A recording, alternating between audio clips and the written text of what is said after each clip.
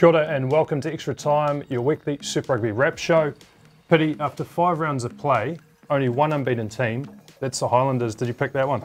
I did actually, because they were at home, they were on a bit of a roll, so I knew it was going to be a little tough one, but the old grudge matches are always tough to get yourself up for, but I mean, they're tough to beat at home. I think that's 9 in a row, and that Southern battle they're always going to get up for. Particularly last year, Mitch Hunt dropped goal to beat them. You know, there's some revenge there, wasn't there? Oh, exactly. But I guess, you know, when you've got like a team that's just up the road, you always want to try and be the dominant team in that area. But yeah, no, I guess those boys trying to get a bit of revenge from last year, and obviously they played some pretty good rugby on the weekend. And now top of the table. Hey, one of the other talking points from the weekend was actually first game, Bulls v Chiefs up in Hamilton. Great game, but Bulls looking a bit more like the Brazilian soccer team there. Oh, I thought it was supposed to be the Blue Bulls, but they're a bit yellow in the new uniform. But yeah, I guess, you know, a few teams are trying to chance their arm in a few things, and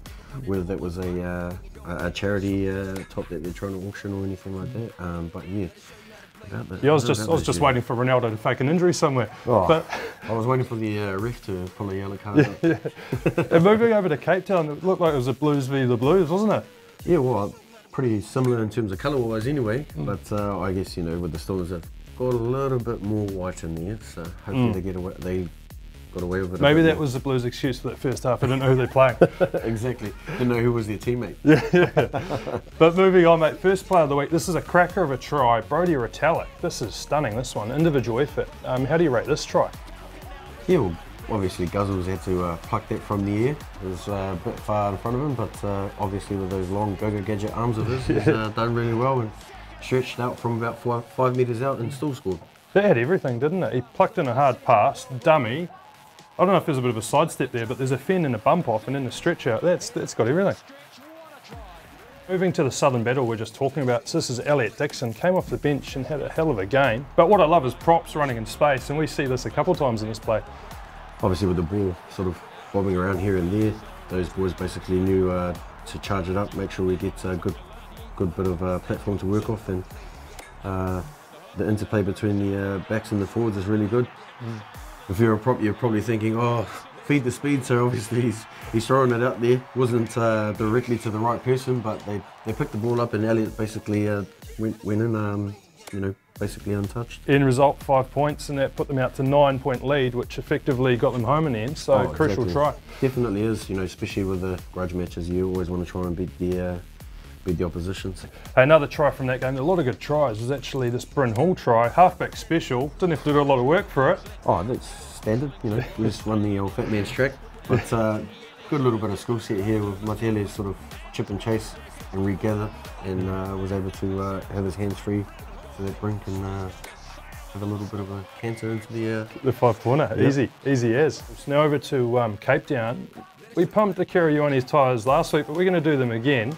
His 5th try here. I guess, you know, forward against the back, you rate your chances as a forward, wouldn't you?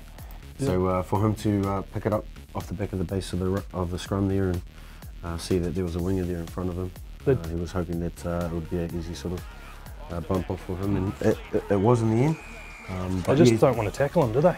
I'll tell you what, he's been developing his game quite well. As he did right here, setting up his bro.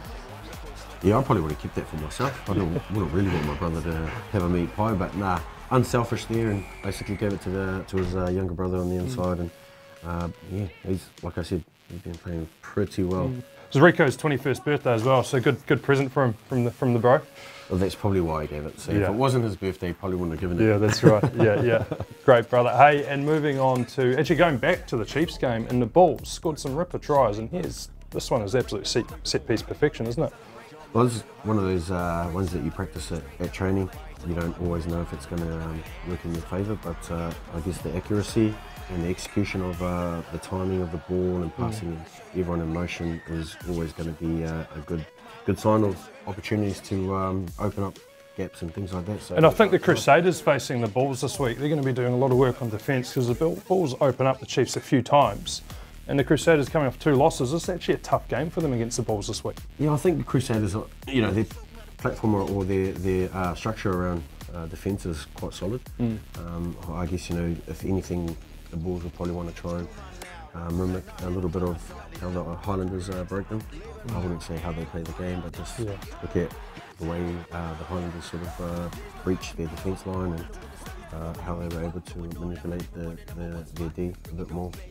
But I mean, the Bulls are playing a bit of running rugby, which you haven't seen in a while. Yeah. It's, and well, probably a little bit of help with Rich being at the helm, trying to show them a few different things and how to try and stretch the defence line. So, yeah, I guess for the Bulls it's going to be a tough one, but hopefully they do their homework well enough to manipulate the defence against the Crusaders and open up opportunities for them. Yeah, either way it's going to be a hell of a game, Blues, Crusaders. We've got some big games this week as well. The Hurricanes against the Highlanders, that's going to be an absolute ripper. And there's great games across the board. So until next week, we'll see you again. But in the meantime, make sure you tune in to Sky TV to watch the action and go to superrugby.co.nz to get tickets so you don't miss a thing.